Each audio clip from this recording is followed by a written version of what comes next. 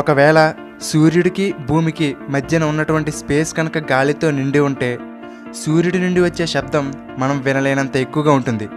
ఎంత అంటే సూర్యుడు మనకి 14,96,00,000 కిలోమీటర్ల దూరంలో ఉన్నప్పటికీ భూమి మీదకి ఆ శబ్దం తీవ్రత 125 డెసిబుల్స్ ఉంటుందట.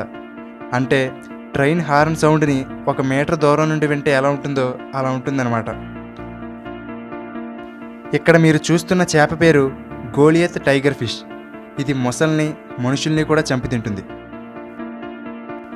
రేజస్ అనే ఒక వ్యాధి కారణంగా ఎంతోమంది పిల్లలు పుట్టకుండానే గర్భంలో ఉండగానే చనిపోతున్నారు. అయితే ఆస్ట్రేలియాకి చెందిన జేమ్స్ హ్యారిసన్ అనే ఈయన రక్తంలో ఆ వ్యాధిని నయం చేసే మెడిసిన్ని తయారు చేయడానికి కావలసిన యాంటీడోస్ ఉందని తెలిసింది. దానికోసం ఇప్పటి వరకు ఈయన 1100 సార్లు రక్తదానం చేశారు.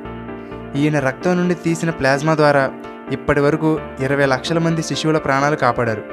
అందుకే ఈయనను మ్యాన్ విత్ గోల్డెన్ బ్లడ్ అని అంటారు. ఒత్తిడికి కానీ భయానికి కానీ గురైనప్పుడు మన చెవిలో గుళిమి ఎక్కువగా తయారవుతుంది.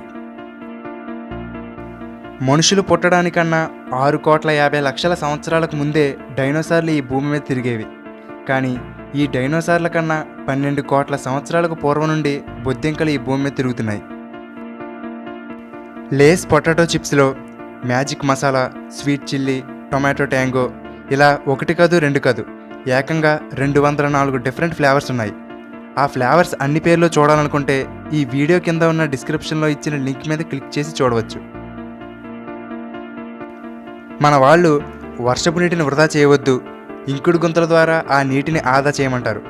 అయితే అమెరికాలోని ఓరెగాన్ రాష్ట్రానికి చెందిన గ్యారీ హ్యారింగ్టన్ అనే ఈయన వర్షపు నీరు పట్టుకుని ఆదా చేశాడని $1,500 జరిమానా, 30 రోజుల జైలు శిక్ష విధించారు.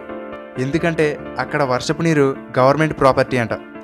అయితే అతను వర్షపు నీరు పట్టుకున్నది ఒక బకెట్లో కాదు, ఏకంగా తనకున్న 170 ఎకరాల భూమిని చెరువుగా మార్చి వర్షపు నీటిని పట్టి చేపలు పెంచుతున్నాడు. ఆ నీటితో 20 ఒలింపిక్ సైజ్ స్విమ్మింగ్ పూల్స్ని నింపవచ్చు.